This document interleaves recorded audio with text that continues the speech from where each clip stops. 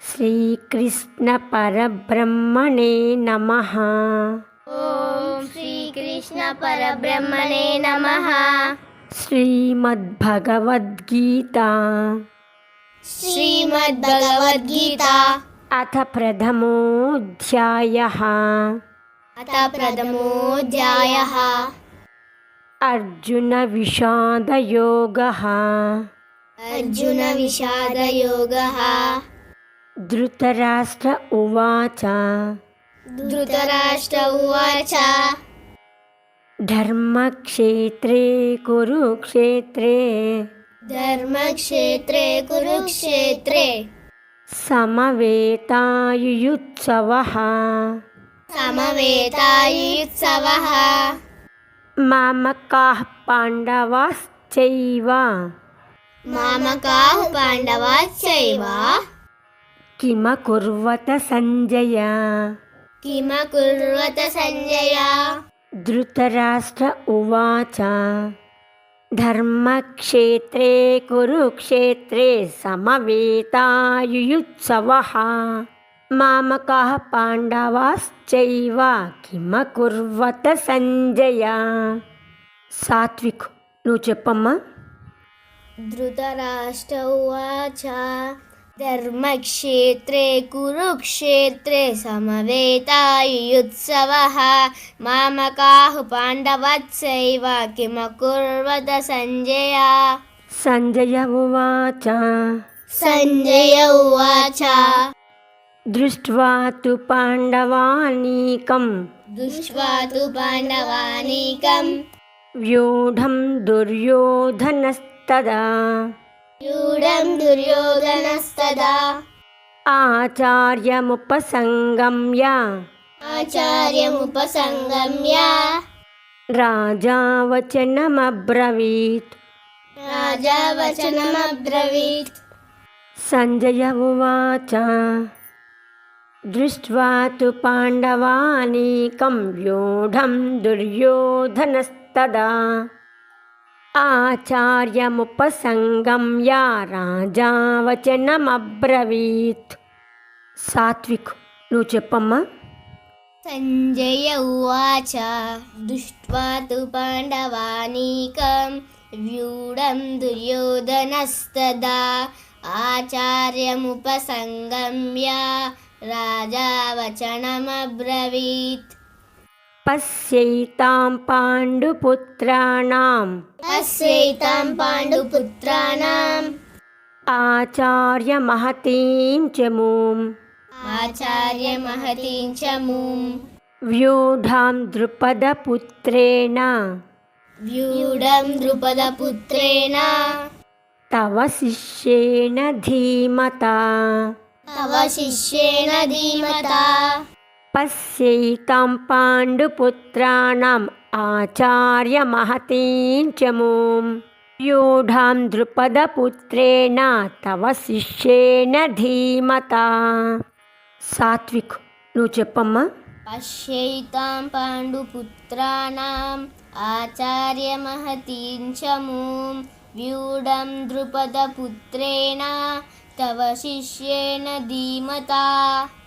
అత్ర శూరా మహేశ్వాసా अत्र शूरा महेश्वासा భీమార్జున సమాయుధి भीमार्जुनसमायुधि యుయుధానో విరాటశ్చ युधानो विराटच्च ద్రుపదశ్చ మహారథః.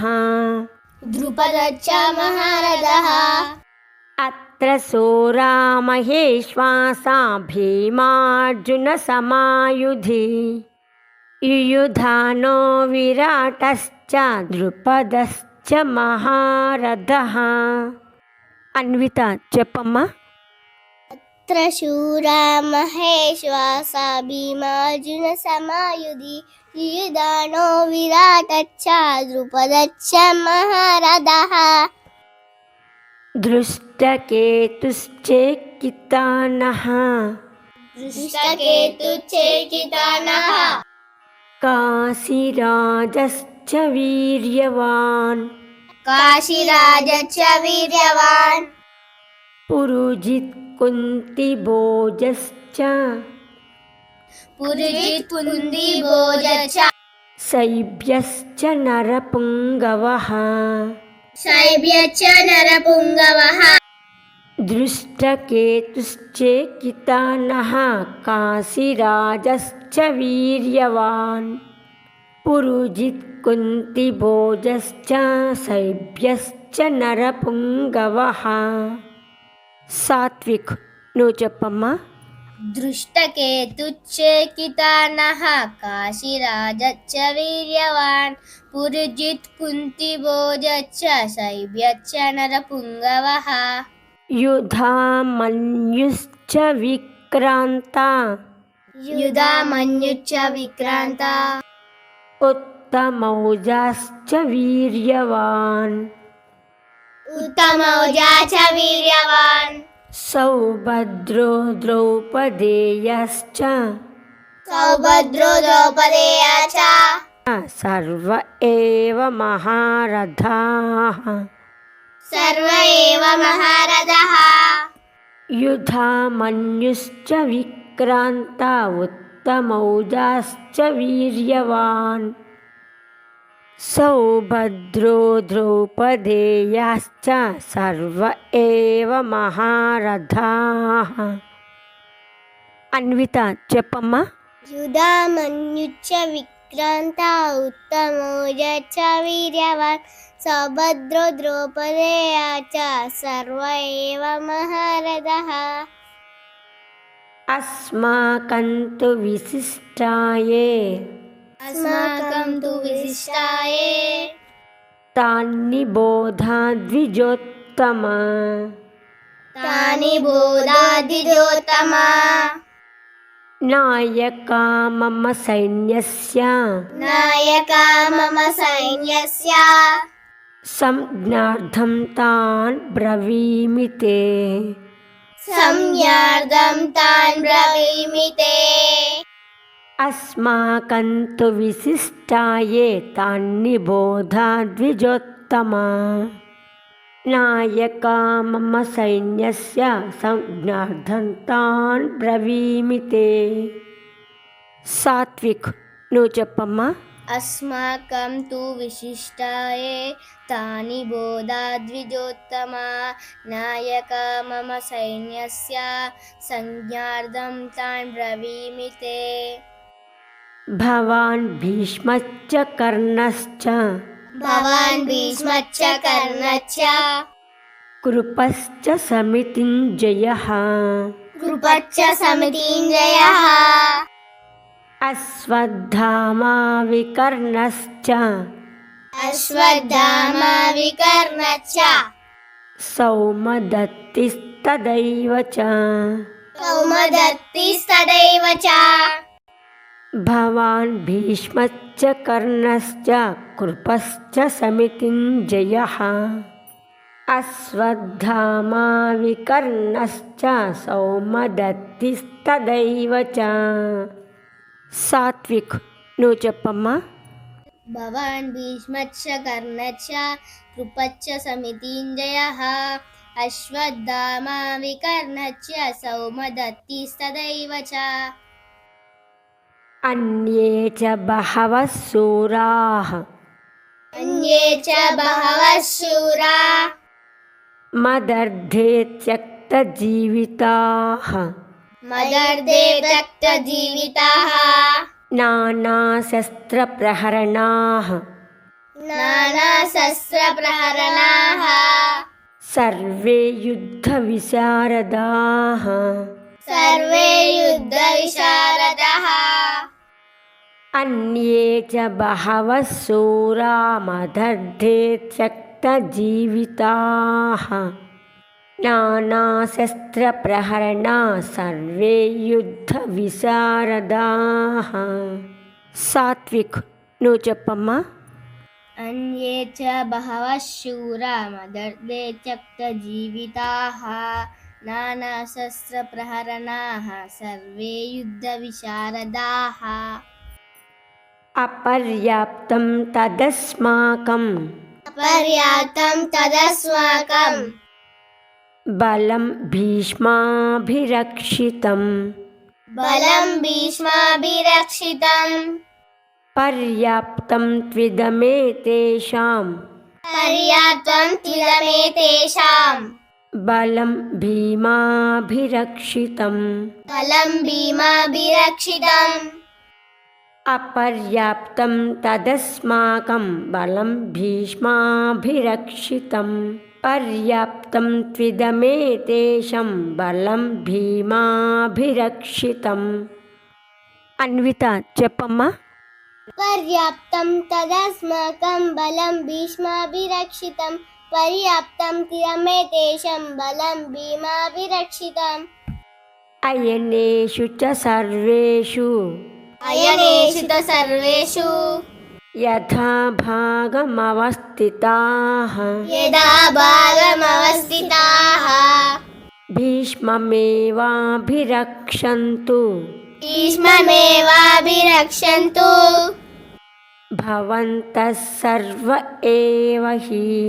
भवन्तः सर्व एव हि అయనేషు చ సర్వేషు యథా భాగమవస్థితాః భీష్మమేవాభిరక్షन्तు భవంతः సర్వ ఏవ హి. అన్విత చెప్పమ్మా. अयनेषु च सर्वेषु यदा भागमवस्थिताः भीष्ममेवाभिरक्षन्तु भवन्तः सर्व एव हि తస్య సంజనయన్ హర్షం तस्य सञ्जनयन् हर्षन् కురు వృద్ధః పితామహః वृद्धः पितामहः సింహనాదం వినద్యోచ్చైః सिंहनादं विनोदोच्चैः శంఖం దద్మౌ ప్రతాపవాన్. शङ्खं दद्मो प्रतापवान् తస్య సంజనయన్ హర్షం కురు వృద్ధః పితామహః సింహనాదం వినద్యోచ్చైః శంఖం దద్మౌ ప్రతాపవాన్. అన్విత చెప్పమ్మా. तस्य सञ्जनयं हर्षं कुरु वृद्धः पितामहः सिंहनादं विनोदोच्चैः शङ्खं दद्मो प्रतापवान् తతః శంఖశ్చ భేర్యశ్చ शङ्खश्च भैर्यश्च పణవానకగోముఖాః पणवानकगोमुखाः సహసైవాభ్యహన్యంత सहसैवाभ्यहन्यन्त సశబ్దస్తుములోऽభవత్. शब्दस्तुमुलोऽभवत् ततः शङ्खाश्च भैर्यश्च पणवानकगोमुखाः सहसैवाभ्यहन्यन्त सशब्दस्तुमुलोऽभवत्. అన్విత చెప్పమ్మా. शङ्खश्च भैर्यश्च पणवानकगोमुखाः सहसैवाभ्यहन्यन्त सशब्दस्तुमुलोऽभवत् ततः श्वेतैर्हयैर्युक्ते तः श्वेतैर्हयैर्युक्ते महती स्यन्दने स्थितौ अतिस्यन्दने स्थितौ माधवः पाण्डवश्चैव माधवः पाण्डवाश्चैव दिव्यौ शङ्खौ प्रदद्मतुः दिव्यौ शङ्खौ प्रदत्मतुः ततः श्वेतैर्हयैर्युक्ते महती स्यन्दने स्थितौ माधवः पाण्डवश्चैव दिव्यौ शङ्खौ प्रदद्मतुः. సాత్విక్ నువ్వు చెప్పమ్మా. ततः श्वेतैर्हयैर्युक्ते महती स्यन्दने स्थितौ माधवः पाण्डवाश्चैव दिव्यौ शङ्खौ प्रदत्मतुः पाञ्चजन्यं हृषीकेशो पाञ्चजन्यं ऋषिकेशो देवदत्तं धनञ्जयः देवदत्तं धनुञ्जयः पौण्ड्रं दद्मौ महाशङ्खं पौड्रं दद्मौ महाशङ्कम् भीमकर्मावृकोदरः भीमकर्मावृकोदरः पाञ्चजन्यं ऋषिकेशो देवदत्तं धनञ्जयः पौण्ड्रं दद्मौ महाशङ्खं भीमकर्मावृकोदरः सात्विक నువ్వు చెప్పమ్మా. पाञ्चजन्यं ऋषिकेशो देवदत्तं धनुञ्जयः पौड्रं दद्मौ महाशङ्खं भीमकर्मावृकोदरः అనంత విజయం రాజా अनन्तविजयं राजा కుంతీపుత్రో యుధిష్ఠిరः कुन्तीपुत्रो युधिष्ठिरः నకులः సహదేవశ్చ नकुलः सहदेवश्च సుఘోషమణిపుష్పకౌ गोसामणिपुष्पकौ అనంత విజయం రాజా కుంతీపుత్రో యుధిష్ఠిరः నకులः సహదేవశ్చ సుఘోషమణిపుష్పకౌ సాత్విక్ నువ్వు చెప్పమ్మా. अनन्तविजयं राजा कुन्तीपुत्रो युधिष्ठिरः नकुल सहदेवश्च सुघोषा मणिपुष्पकौ काश्यश्च परमेश्वासः काश्य च परमेश्वासः शिखण्डी च महारथः दण्डी च महारथः दृष्टद्युम्नो विराटश्च दृष्टद्युम्नो विराटश्च सात्यकिश्चापराजितः सात्यकिश्च पराजितः काश्यश्च परमेश्वासः शिखण्डी च महारथः दृष्टद्युम्नो विराटश्च सात्यकिश्चापराजितः सात्विक నువ్వు చెప్పమ్మా.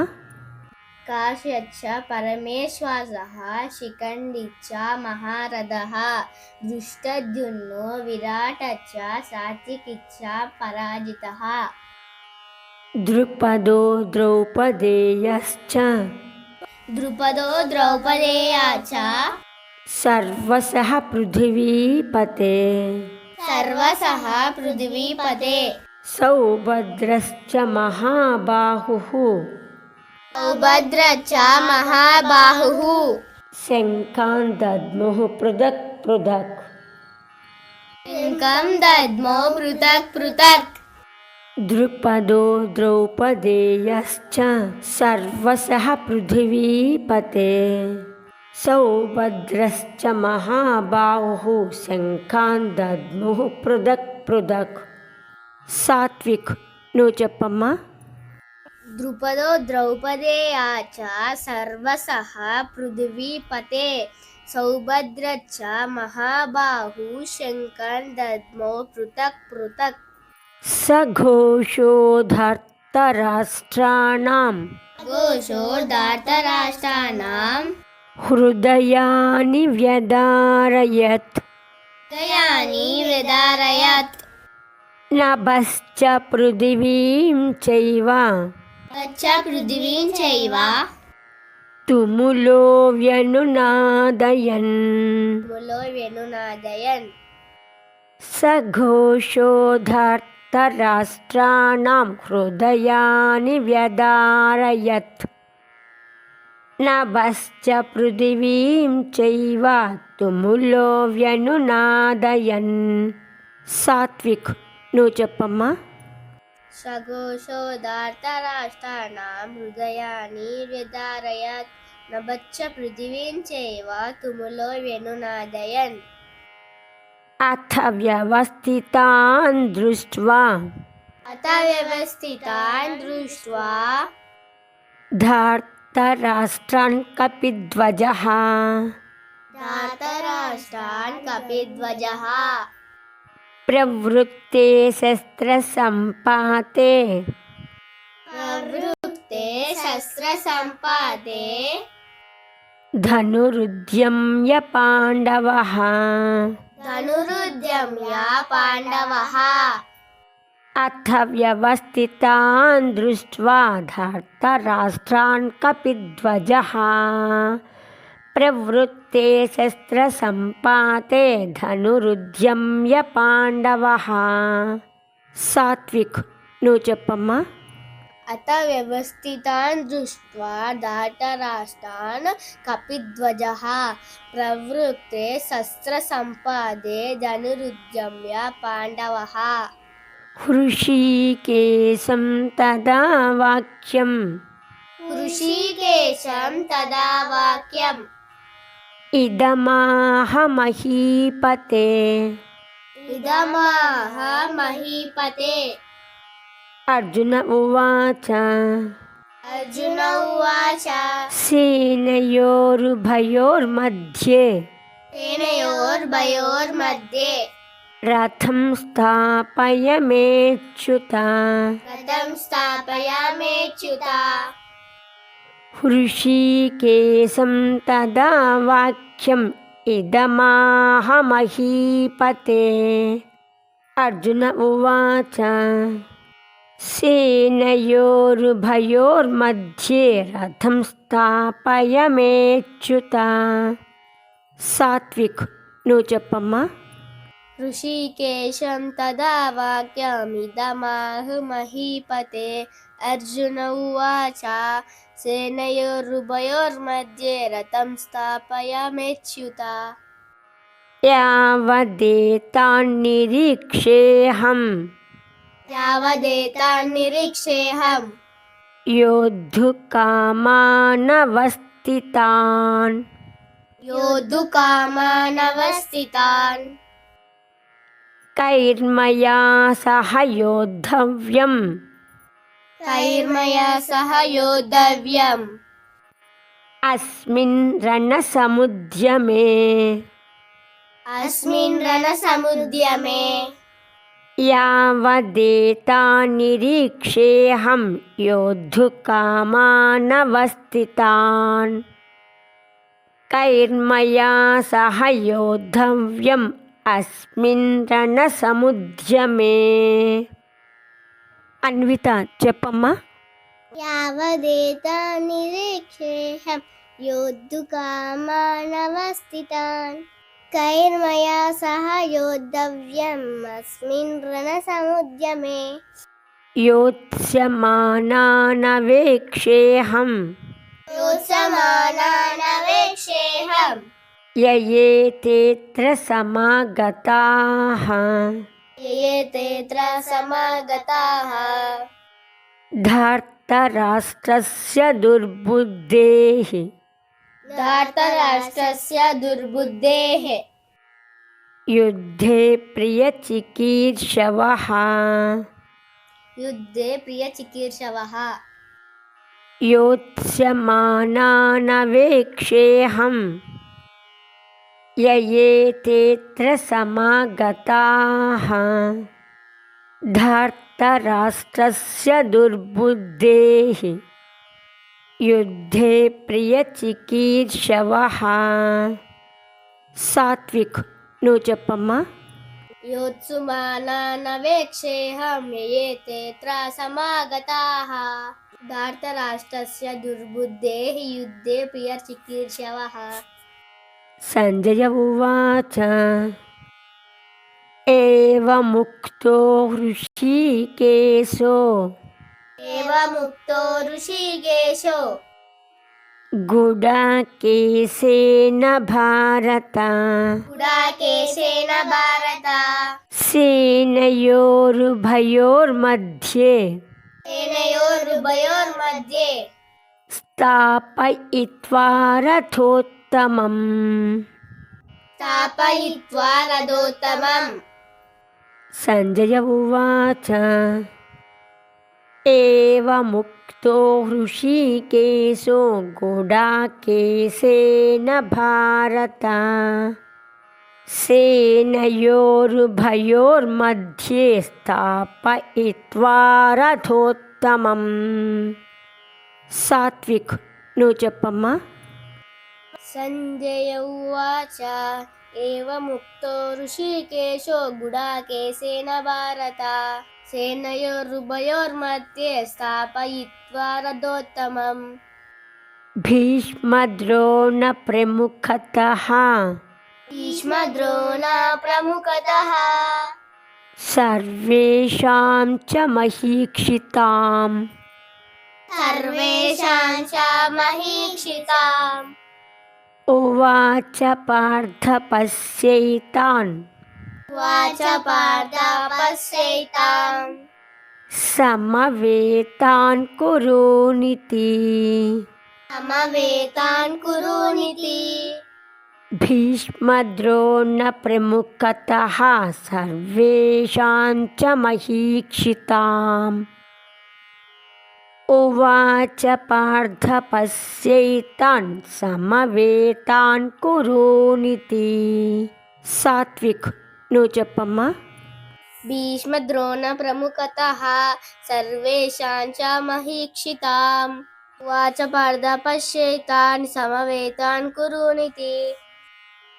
తత్ర పశ్యత్ స్థితాన్ పార్థః తత్ర పశ్యేత్ స్థితాన్ పార్థః పితॄనధ పితామహాన్ పితॄనద పితామహాన్ ఆచార్యాన్ మాతులాన్ భ్రాతॄన్ ఆచార్యాన్ మాతులాన్ భ్రాతॄన్ పుత్రాన్ పౌత్రాన్ సఖీంస్తదా.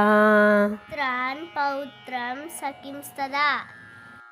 తత్ర పశ్యత్ స్థితాన్ పార్థః పితॄనధ పితామహాన్ ఆచార్యాన్ మాతులాన్ భ్రాతॄన్ పుత్రాన్ పౌత్రాన్ సఖీంస్తదా.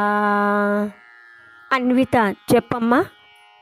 పశ్యత్ స్థితాన్ పార్థః పితॄనద పితామహాన్ ఆచార్యాన్ మాతులాన్ భ్రాతॄన్ పుత్రాన్ పౌత్రం సఖింస్తదా.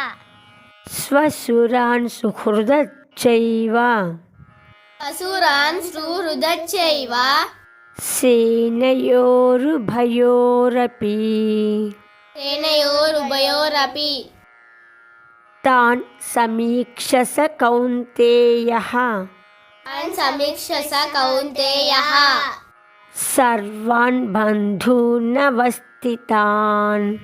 సర్వాన్ బంధూనవస్థితాన్ స్వసురాన్ సుహృదచ్చైవ సేనయోరుభయోరపి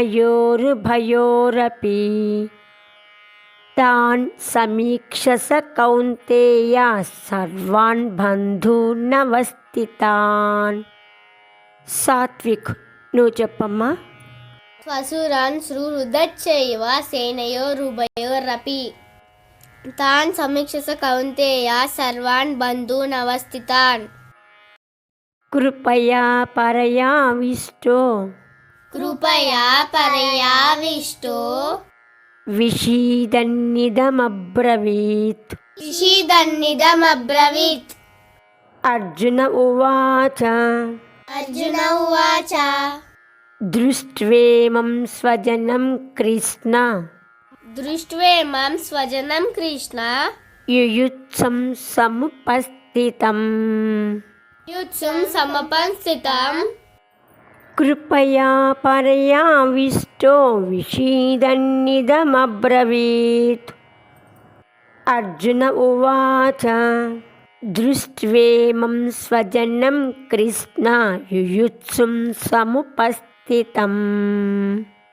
సాత్విక్ నువ్వు చెప్పమ్మా. కృపయా పర్యావిష్టో విషీదన్నిదమబ్రవీత్. అర్జున ఉవాచ దృష్ట్వేమం స్వజనం కృష్ణ యుత్సుం సమపస్థితం. సీదంతి మమ గాత్రాణి సీదంతి మమ గాత్రాణి ముఖం చ పరిశుష్యతే కంచ పరిశుష్యతి. వేపదుశ్చ శరీరే మే ఏపదుచ్చ శరీరే మే రోమహర్షశ్చ జాయతే. రోమహర్ష చ జాయతే.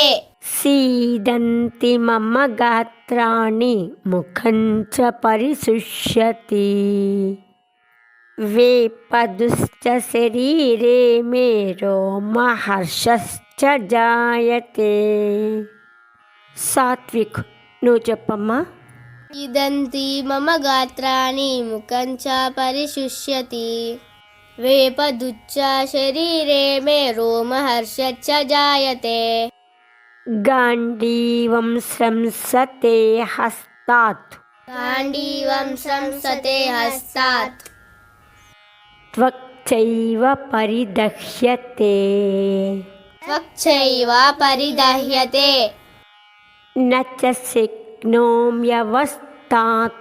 న చ శక్నో వ్యవస్థాతుం భ్రమతీవ చ మే మనః రమతీవ చ మే మనః గాంధీవం స్రంసతే హస్తాత్ త్వక్చైవ పరిదహ్యతే న చ శక్నోమ్యవస్థాతుం భ్రమతీవ చ మే మనః సాత్విక్ నువ్వు చెప్పమ్మా గాంధీవం సంస్రతే హస్తాత్ త్వక్చైవ పరిదహ్యతే న శక్నోమ్యవస్థాతుం భ్రమితీవ చ మే మనః నిమిత్తాని చ పశ్యామి నిమిత్తాని చ పశ్యామి విపరీతాని కేశవ విపరీతాని కేశవ న చ శ్రేయోను పశ్యామి న చ శ్రేయోను పశ్యామి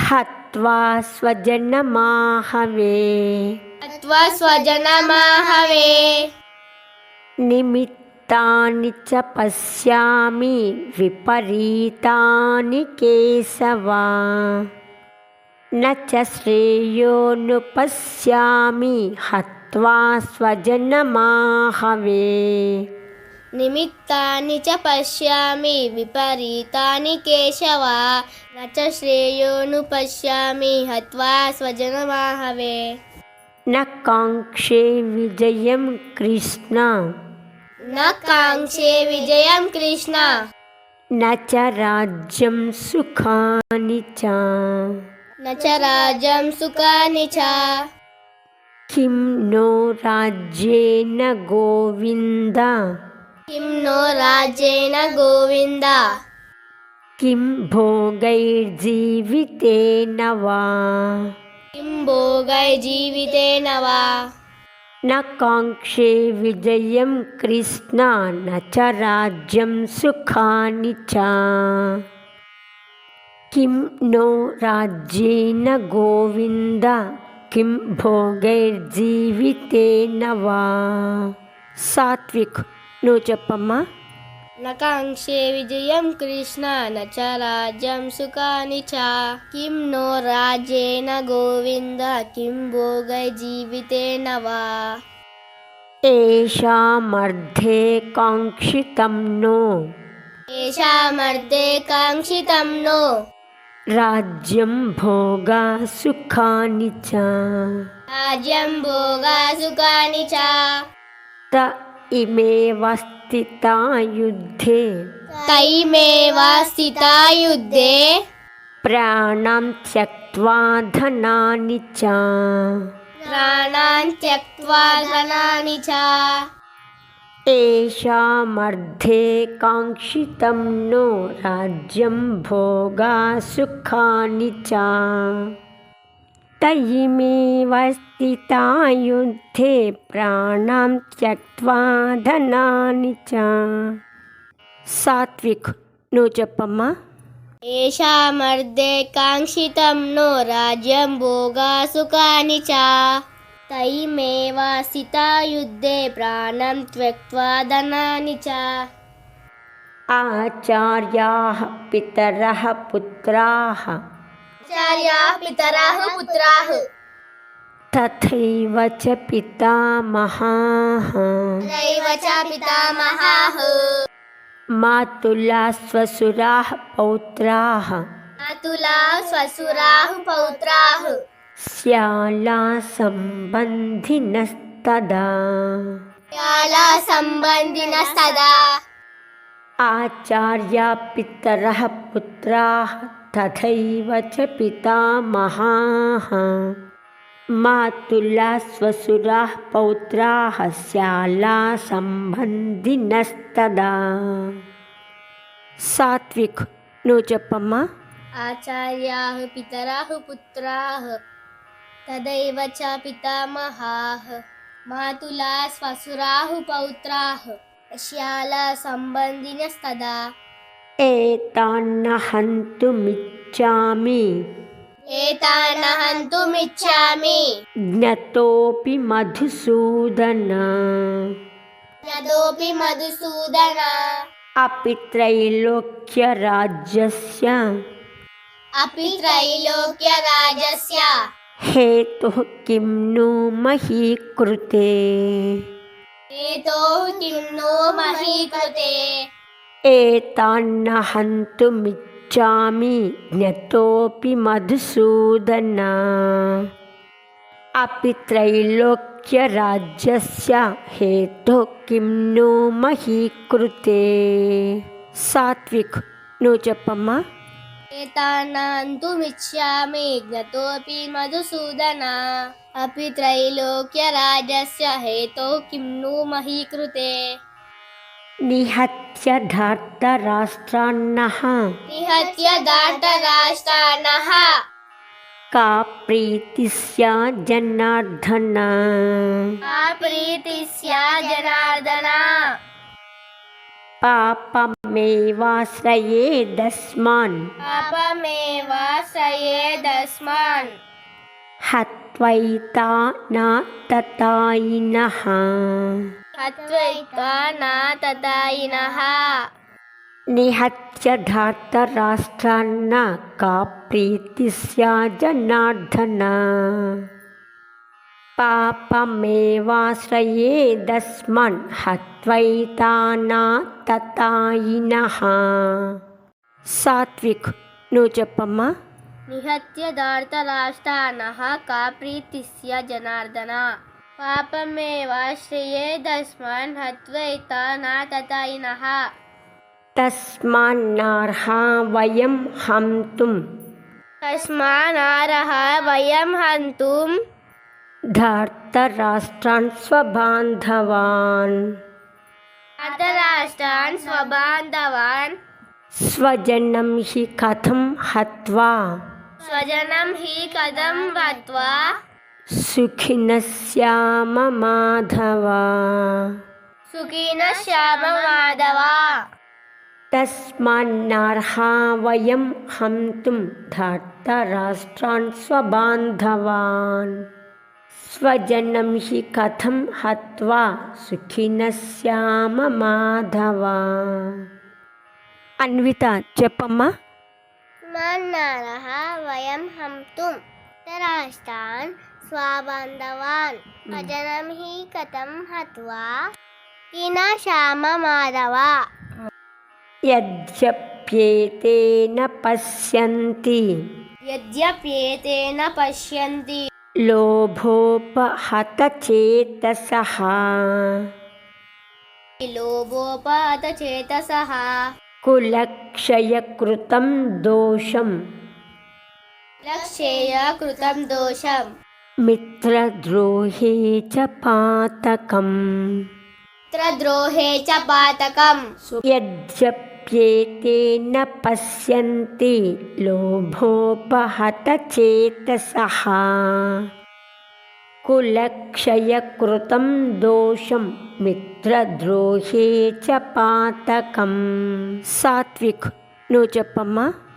यद्यप्येतेन पश्यन्ति लोभोपहतचेतसः कुलक्षेयकृतं दोषमित्रद्रोहे च पातकम् कथं न ज्ञेयमस्माभिः कथं न ज्ञेयमस्माभिः पापादस्मान्निवर्तितुम् पापादस्मान् निवर्तितुम् कुलक्षयकृतं दोषं कुलक्षेयकृतं दोषं प्रपश्यद्भिः जनार्दन तपश्यब्दुभिः जनार्दन कथं न ज्ञेयमस्माभिः पापादस्मान्निवर्तितुम् कुलक्षयकृतं दोषं प्रपश्यद्भिः जनार्दन सात्विक నువ్వు చెప్పమ్మా. कथं न ज्ञेयमस्माभिः पापादस्मान् निवर्तितुं कुलक्षयकृतं दोषं प्रापश्यद्भिः जनार्दन कुलक्षये प्रणश्यन्ति कुलक्षये प्रणश्यन्ति कुलधर्माः सनातनाः कुलधर्मा सनातनाः धर्मे नष्टे कुलं कृत्स्नम् धर्मे नष्टे कुलं कृष्णम् अधर्मोऽभिभवत्युता अधर्मोऽभिभवत्युता कुलक्षये प्रणश्यन्ति कुलधर्माः सनातनाः धर्मे नष्टे कुलं कृत्स्नम् अधर्मोऽभिभवत्युता सात्विक నువ్వు చెప్పమ్మా.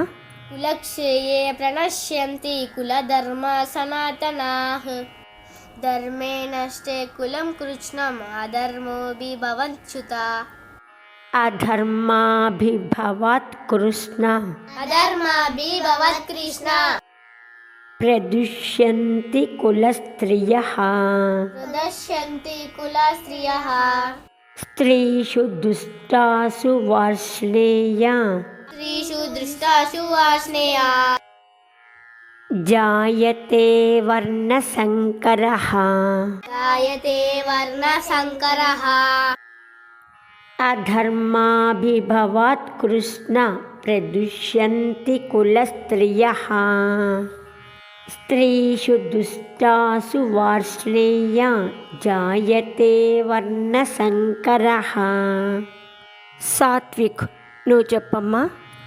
अधर्माभिभवत् कृष्ण प्रदुष्यन्ति कुलस्त्रियः स्त्रीषु दृष्टासु वार्ष्णेया जायते वर्णसङ्करः शङ्करो नरकायैव शङ्करो नरकायैव कुलज्ञानां कुलस्य च कुलज्ञानां कुलस्य च पतन्ति पितरो ह्येषां पतन्ति पितरो हेषां लुप्तपिण्डोदकक्रियाः लुप्तपिण्डोदकक्रियाः शङ्करो नरकायैव कुलज्ञानां कुलस्य च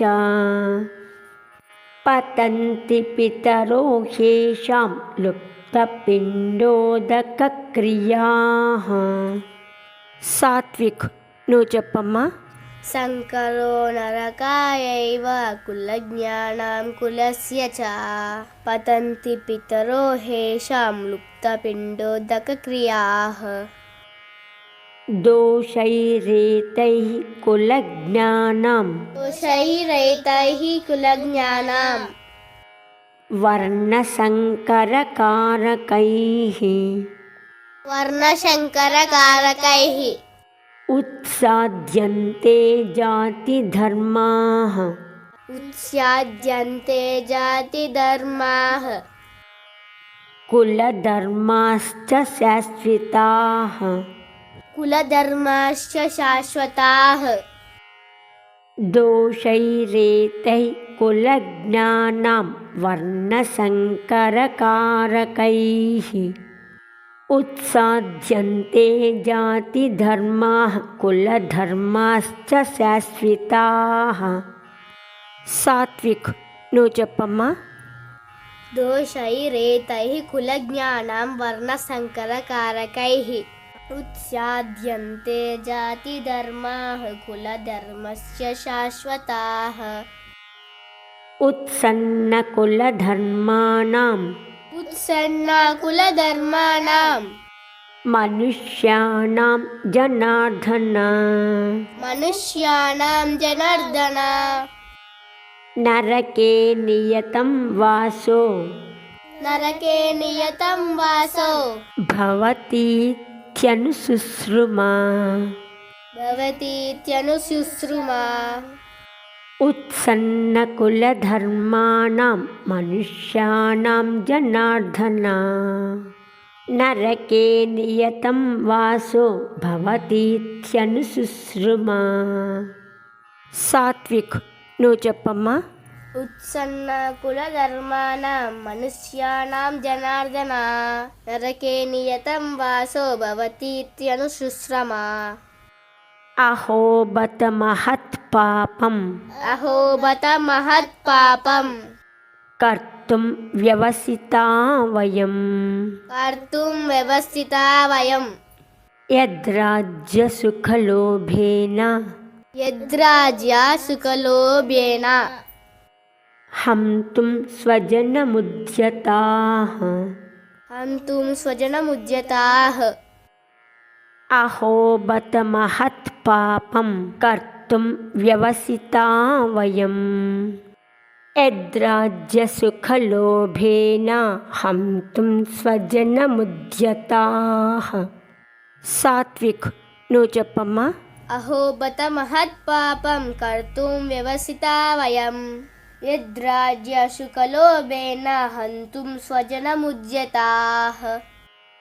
యది మామ ప్రతీకారం యది మామ ప్రతీకారం అశస్త్రం శస్త్రపాణయః అశస్త్రం శస్త్రపాణయః ధార్తరాష్ట్రారణే హన్యుః ధార్తరాష్ట్రారణే హన్యుః తన్మే క్షేమతరం భవేత్.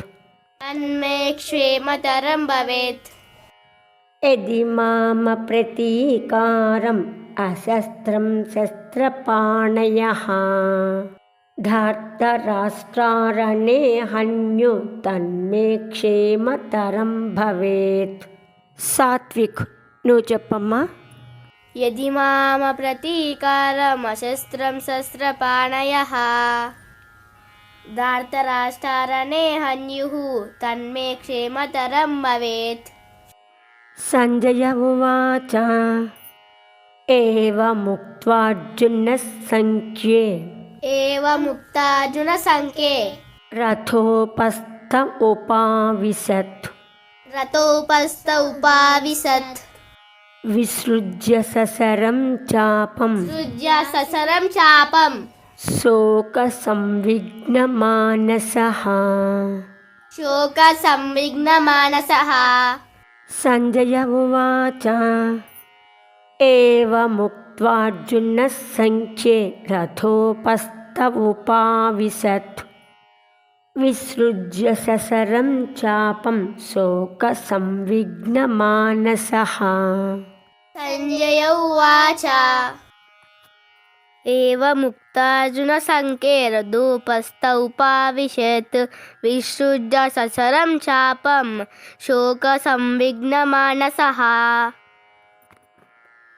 ఓం తత్సద్ ఇతి శ్రీమద్భగవద్గీతాసూపనిషత్సు ఇది శ్రీమద్భగవద్గీతా సుపనిషత్సు బ్రహ్మ విద్యాయాం బ్రహ్మ విద్యాయాం యోగశాస్త్రే యోగశాస్త్రే శ్రీకృష్ణార్జున సంవాదే శ్రీకృష్ణార్జున సంవాదే అర్జున విషాద యోగో నామ అర్జున విషాద యోగో నామ ప్రథమోధ్యాయః.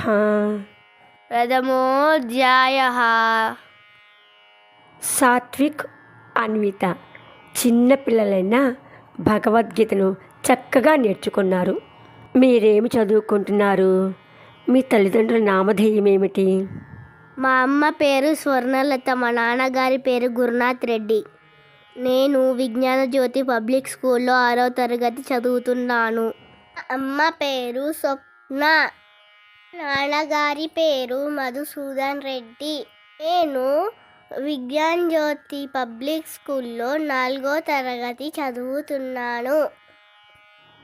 మీరు ఈ శ్లోకాలతో పాటు భావాన్ని కూడా తెలుసుకొని ధర్మాన్ని ఆచరిస్తూ మీ తల్లిదండ్రులకు, మీ గురువులకు, మన దేశానికి మంచి పేరు తీసుకొస్తారని ఆశిస్తున్నాను. మీలో ఎవరైనా భగవద్గీతను నేర్చుకోవాలి అనుకుంటే డిస్క్రిప్షన్లో లింక్ ఉంది, జాయిన్ అవ్వండి. జై శ్రీకృష్ణ. జై శ్రీకృష్ణ.